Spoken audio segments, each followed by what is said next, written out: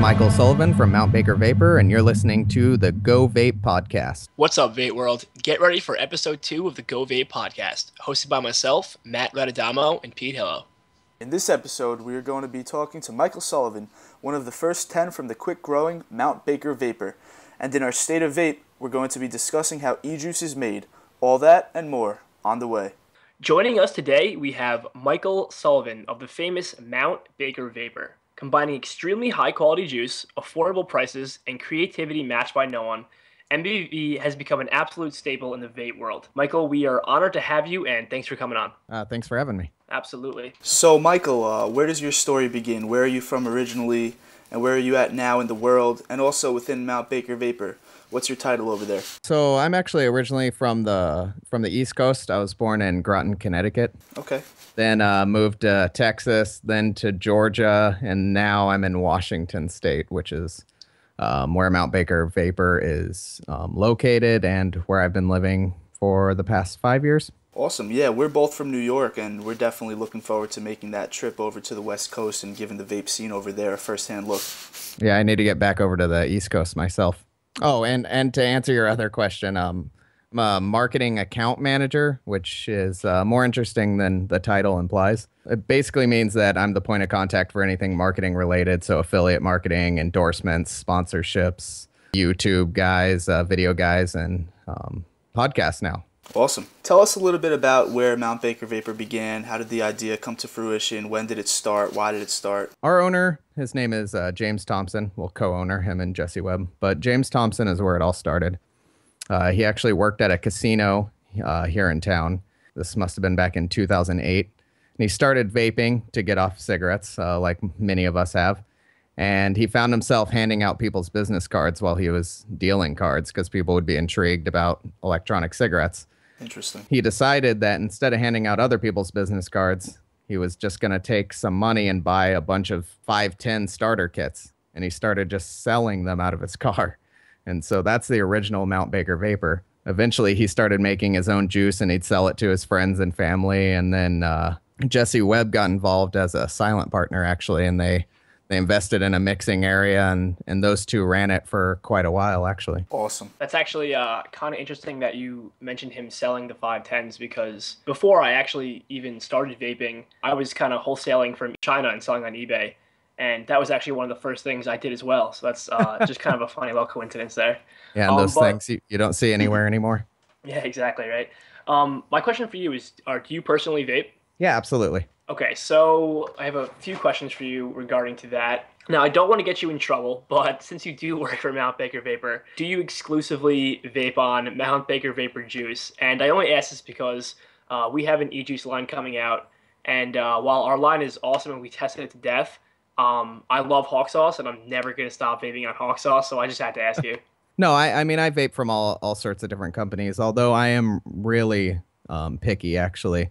But I try to give companies a try. I'm at vape meets a lot, traveling the country, and so it's nice to try everyone's juice, and that way you don't get stuck in a rut too much. No, absolutely. So what are your personal flavors from Mount Baker Vapor? What do you recommend? And what is generally your go-to? Right now, my two favorites are from the Gwar Fluids, actually. I vape the German chocolate beefcake and the Gizmoglobin pretty much exclusively. From the regular line, I started with cinnamon roll, went to sticky bun, vaped a little bit of whiteout for a couple months, and now I can't touch it ever again, and then ended up with the Gwar Fluids now. Yeah, that's awesome. Do you particularly have like a go-to vape setup in terms of your mod or mechanical mod or any type of atomizer or tank you use? Yeah, generally regulated. I started with an Ego C from Totally Wicked, actually. And then about a month later, I bought a ProVary and used that for about a year. And then recently, I've been diving into the DNA 30s. And then I go back and forth. If I'm at the office or at home, I'm usually using an RDA of some sort. Right now, I'm using a Quasar on a Hana mod. But if I'm out and about, I'll just stick a Cardo tank on it. That's awesome. Yeah, I want to get a Hana myself, but falling on a budget out here, so we're gonna have to wait a little bit for that, right? I just bought my second one, so I'm in a little bit of trouble at home. Okay, so where do you see the future of Mount Baker Vapor going?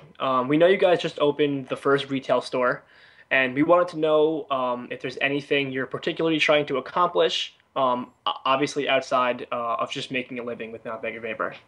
Yeah, I mean, we just want to be that trusted name and that place where people can go to get quality stuff on a budget. I mean, vaping can be really expensive, but it can also be really affordable. And we wanted to make sure that we had a company where anybody could switch from a cigarette habit to a vaping hobby and it to not cost them more. I know for most of us, it does end up costing more.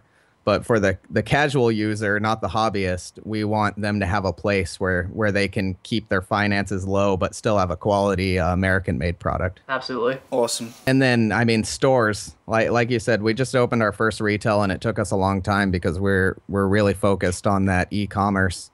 The first store is doing well, and we're considering franchising or sending our own guys out to open their own stores around the country and try and just make it a name that everyone in the vaping community knows. Well, I'd love to see that happen. So right now, let's rewind a little bit to what I would imagine is your baby over there, the Gwar Fluid line. Intriguing concept. For our listeners who don't know about it, from concept to release, Michael spearheaded that flavor line, which is in fact an official endorsement for the band Gwar. Now, coming from the music industry, I actually own a record label and artist management company outside of the vape world. I find this very interesting. Michael, can you tell us a little bit about how all that came to fruition? Yeah, absolutely. And it's unreal for me as well. I've been a big Gwar fan since I was a kid. But I used to work customer service for Mount Baker Vapor. And one day I got a ticket from Jameson Land, who is Beefcake the Mighty from Gwar. And he just said, hey, are you guys interested in maybe doing an endorsement deal of some sort? And maybe I'll promote you guys on my social media and you can give me some free juice and hardware. And so I didn't believe it at first. I was like, well, this has got to be a scam for sure.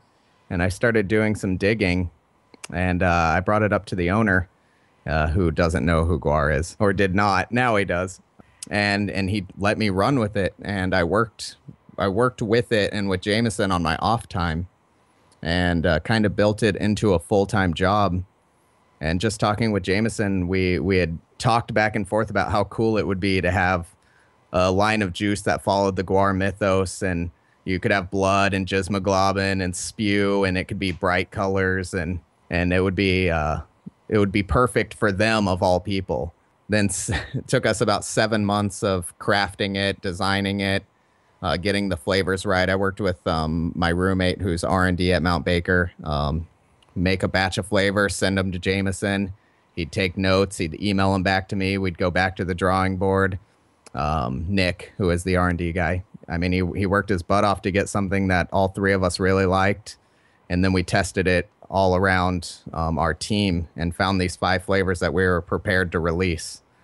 But yeah, it's unreal. Yeah, absolutely, man. You know, no matter what, as a music industry head, if you will, I always have a side channel in my brain dissecting the prospect of deals and opportunities. And the Gwar Fluid line really is a special bridge that you've built. So congratulations on that. Thank you very much. I really appreciate it. That's something to be proud of. So coming up, our State of Vape this episode is e-juice manufacturing, and we wanted to give our listeners some insight on the process. To start, would you be able to tell us some of the ingredients in any given bottle of Mount Baker Vapor juice? Yeah, I mean, the ingredients in Mount Baker Vapor juice are generally what you're going to find in anything. Propylene glycol, vegetable glycerin, nicotine, if that applies to you, and then flavoring, whether it be artificial or natural flavoring. Okay, awesome. All right, so what's the biggest challenge that you personally find or see within the company when making e-juice? And are there any trade secrets that you might want to share? Maybe a specific temperature that the juice should be stored at, or a sequence in which the juice can be made at? Anything you could possibly enlighten us with? Yeah, absolutely. Well, I think the biggest challenge is just being able to step aside from personal tastes. Like I said, I'm very, very picky, and I don't like fruit flavors personally. I don't like to vape them. So when I have to try a fruit flavor or we're trying to make a fruit blend, I have to step outside of what I like and be like, do these flavors actually go well with each other? Can you appreciate how they complement each other? Is it shallow or is it complex? And it's hard to say that a flavor is good, but you don't like it. And I think that's a big challenge. And it's really important to just get a lot of feedback from the people around you. And that's a big tip I'd give to any juice maker is, build a team. If you don't have a big enough team of employees, bring in local customers, have them test it. If you're not testing it, you can put out something that you love that everyone else hates. And there's plenty of flavors out there. Yeah, absolutely. As far as making juice at specific temperatures, I always enjoyed mixing juice with the lab being as hot as possible, just because it makes pouring VG a lot easier. And when you're trying to pour a really viscous liquid into a small hole, we call it vapor lock, where you push the air in too much and VG goes everywhere. I like mixing in warm temperatures. Yeah, no, I definitely agree. We have a similar experience. When I first started doing DIY, I had used PG before, but I had never used VG, and I got a bottle of it. And I remember putting the syringe into the bottle and pulling out and expecting it to be full and looking down and there's just nothing being there, and me having no idea what was going on. So I definitely agree with that. Yeah, I can relate. My next question is for especially the newer listeners out there. Could you tell them what steeping is and why it's important for the juice as a whole?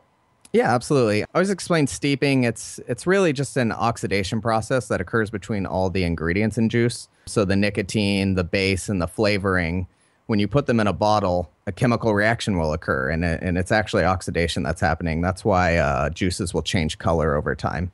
And so as the juice oxidizes, it binds all those ingredients together and it becomes more balanced, especially if you have nicotine in it. It takes a little bit of the bite off of the nicotine, which can give that chemically taste. So, it's really important to steep if you want to taste what a flavor is supposed to taste like. When we're in the lab and we're designing a flavor, we make the bottle liquid and then it sits for 6 weeks or so before we go in and do our testing, because we want to make sure that it tastes good as its end product. And some flavors are going to be fine without a steep, but others are horrid without it, especially tobacco flavors or anything that's really complex. Yeah, I noticed that too. Without a good steep, it's definitely hard to find a true tobacco flavor. And I think a lot of people that quit smoking and come on to vaping, they want to find that tobacco flavor very quickly. And I think, obviously, if you're new, you don't know about steeping, it's very hard to find that very similar flavor. And it actually can be a slight problem. Oh, absolutely. And it can turn people off of vaping completely, which is obviously not a good thing. Yeah, definitely. To wrap it up, Mike, first off, we really, really appreciate you coming on. And before we finally go, we just wanted to ask if there's anything you would like to let the viewers know about you personally or about MBV. Where we can find you next, where the B&M store is, the location and hours, and just general information about MBV. Yeah, I have a couple things that I'll go ahead and plug. Mount Baker Vapor is actually about to start releasing our own podcast. We have a couple episodes recorded and in the archives, and we're just building up a little bit of stuff. So keep an eye out for that. We have our new brick and mortar in Linden, Washington, so make sure to come by and check out that. Also, if there's any metalheads in the Virginia area, Mount Baker Vapor is co-presenting the Gwarbecue this year. And so in Richmond, Virginia on August 16th, we're going to be at the Gwarbecue. That sounds awesome. All right, thanks, Mike, for coming on. Really appreciate it. Yeah, thank you, Michael. Thanks for having me. Michael Sullivan, one of the marketing managers of Mount Baker. Got to give him a huge shout out for joining us. Mount Baker Vapor was the first juice I ever vaped on, and I feel as if I have a connection to that company, so it was great to speak to one of those guys. What a great staple of the vape community. Yeah, we heard some great tools and tips about juice manufacturing from the big dogs. Now, Pete and I have some great tips and tricks too, so let's dive in. So, what is in your e-juice? Let's really get down and dirty and let's unfold the truth. So, this might be a refresher for some of the more experienced vapors, but we think that it's important for the newbies to know some of the details and to get more familiar. So there are 4 main ingredients that you're pretty much going to find in any nicotine-based e-juice. And as Mike touched on before, we have propylene glycol, vegetable glycerin, nicotine, some kind of nicotine base if you vape with nicotine, and then there's flavoring, which can either be natural, and if it's natural, it's probably usually is an organic alcohol-based substance, or if it's artificial, which is a sweet flavoring containing sweetener or another additive like a sour mix, menthol mix, something like that. All right, now let's dig deeper into PG and VG. PG, or propylene glycol, is a base liquid of most e-juices that have a strong throat hit. It is generally recognized as safe by the FDA, and it's been used in many foods, skincare, and health products for 50 or so years. Then there's VG, or vegetable glycerin, which is another major base liquid. VG has a much thicker viscosity, and because of its dense nature, it helps produce thick end vapor. What's good about PG is that it can help prolong the life of a tank because of how thin it is. And then VG, because of its viscosity, it can shorten the life of a tank, especially a plastic tank. But it helps bring out the sweetness of a flavor, so that's nice. People have their preferences so that they can meet their preferences in terms of richness of flavor, vapor production, and hardware depreciation. Me personally, I vape on a 50-50 PG-VG blend just to get the best of both worlds. Matt, what about you? So I really guess it depends on what I'm doing. I guess for standard vaping, I do like a good mixture, sometimes a little bit heavier on the PG side just because I do enjoy that throat hit, especially if you're going lower nicotine. Obviously, the higher the nicotine, the more inherent throat hit you get. So if you do go low nicotine, having a higher PG can enhance the throat hit. So it's kind of nice.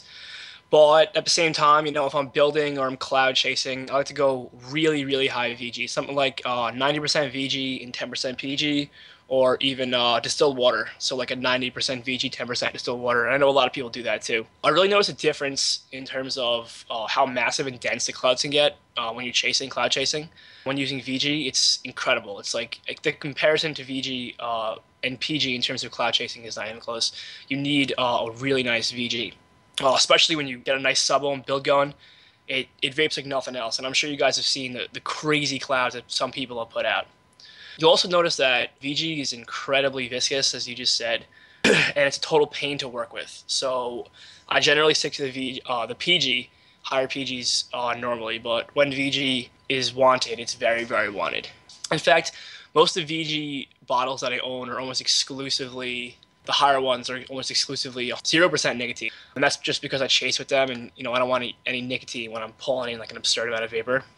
And that actually leads me on another tangent, which is that a lot of people don't know that you can get zero nicotine juice. And I feel like that's weird because that's like kind of the end goal of why you start vaping is you start up high and wean down, and eventually you get to zero nicotine. And a lot of people, it's like a commonly asked question I get, like, can you get zero nicotine? Is that a thing? It's like, yeah, you can. It's awesome. I mean, you get a lot more flavor, in my opinion, when you get down to the zero stuff. I'll let you talk a little bit, Pete. Why don't you break down what the different levels of nicotine contents are in the juice? All right, cool. Challenge accepted. So, being introduced to e-liquids, you'll most likely see 0 milligrams, 6 milligrams, 12 milligrams, 18 milligrams, 24 milligrams. You'll see them as 0 mg and so on. Respectively, those will translate to no nicotine, ultralight, light, regular, and strong nicotine. Now, Matt doesn't, Go Vape doesn't ever recommend using a nicotine content above 24 mg. It's just not safe. So some major companies are now putting out a nicotine content marking that I know is confusing for a lot of consumers.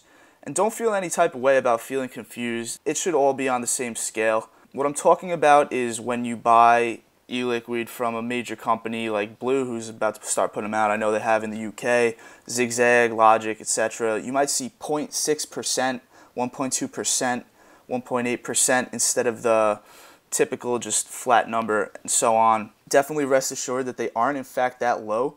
They are in fact representations of milligrams per milliliter in percent form. So just keep that in mind when you're wondering how could anyone ever possibly enjoy a vape at these extremely low levels, especially just starting out. Yeah, definitely. And I've seen that too. And it's the fact that the industry isn't regulated, obviously it has its good parts and its bad parts, but there are certain things that need to be looked at. And a centralized scale is something that definitely needs to be put into place. And if government and legislation can't make that happen, I think as a community we should come together and create a generalized system. But in general, most of the mom and pop shops that are starting to get big now, and I think Mount Baker Vapor is one of them that started a few years ago. They saw awesome good growth, and they're one of the bigger companies now. They're starting to standardize that system, so that is definitely good. To wrap up what's in your e-juice exactly, let's talk about flavor concentrates. This is something that obviously is important. A year ago, maybe a little bit farther than that, further back, some juices did contain diacetyl, or however you want to pronounce it, diacetyl, whatever, which obviously is not okay to be in there. And I know a lot of studies have been done on ingesting diacetyl, and that's why you're seeing a lot of these articles come up that vaping is so negative for your lungs and it's so bad. Maybe a year ago when they found that it was negative, they immediately took it out. And since then, I haven't heard any really negatively reported things about vaping at all. With diacetyl gone, everything, in my personal opinion, from what I've seen and what I've read and the extensive amount of studying I've done, everything looks pretty good. What they switched to was an ethyl alcohol base for the liquids instead of diacetyl. So if you see a natural flavoring, it means that your e-liquids flavoring is made of that plus some type of food grade, high resistance, water soluble flavoring. And if you see artificial flavoring, it means that there is probably some like added oil, some sugar, or even possibly some acids. And while some may say that it makes it unsuitable for human consumption, over here we say that that's 4 or 5 ingredients that you're consuming rather than the arsenic, the pesticides and poison, tons of poisonous different elements that you find within analogs. So I think now that all of our listeners are fully informed about what exactly are in our flavored e-juices or what are in e-juices in general, let's talk a little bit more about manufacturing. Okay, so now that we know what's in e-juice, let's talk about what it's in, how it gets there, and when to use it. Your top-notch manufacturers will provide your e-juice in a child-proof bottle, either plastic with a squirt tip or glass with a dropper. Some companies using glass do without the dropper, which is a ballsy move for sure. Now, as a point of reference, Mount Baker Vapor uses a plastic bottle with a squirt tip, and this helps make a much more reasonable price schedule. Their Gwar Fluids line, on the other hand, uses a glass bottle with a dropper, and it's a sponsorship for Gwar, the band, so hence the upsell. Then there's the label that wraps around the bottle. This should provide the flavor, the flavor's ingredients, an indication of the nicotine content, where you can go to learn more about the company. And some companies will provide the date that the batch was produced so that you can know when the steeping process has made for the most flavorful vape possible. If you find the label or any bottles that contain any less information than the essentials that I just listed, you definitely want to do some more digging on your own and be wary of your purchases. Matt, do you want to talk a little bit about steeping? Well, to start, I mean, Mike definitely hit the nail on the head before in terms of what the steeping process actually is. So I'm not going to really get into that, but I'll just give you some kind of personal experience based off of it. I mean, just to start, for me personally, I know when I get a new bottle of juice, and it's something I've been waiting for a while, all I want to do is crack it out and start vaping. So, I mean, as many people out there see, I don't say that I steep every single thing I'm vaping on, which is why the companies that do pre-steep is awesome, and I love that, and it's worth paying that little bit extra for. But I can't say that I always steep my juice. I would say actually maybe only like 40% of the time.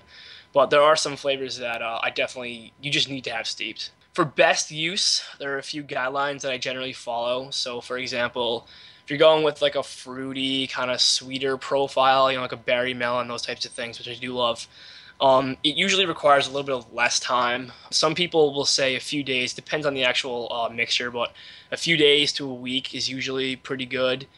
Usually the more savory flavors, like a custard, a tobacco, something like that, you're going to want to go more than a week, possibly 2 weeks, maybe even 3 weeks. I mean, you really got to test it out and see what works best for you. So it's a give and take process. I mean, it depends on how much you want it steeped personally. It's like a fine wine, I guess. The longer you let it sit out, the better it's going to be.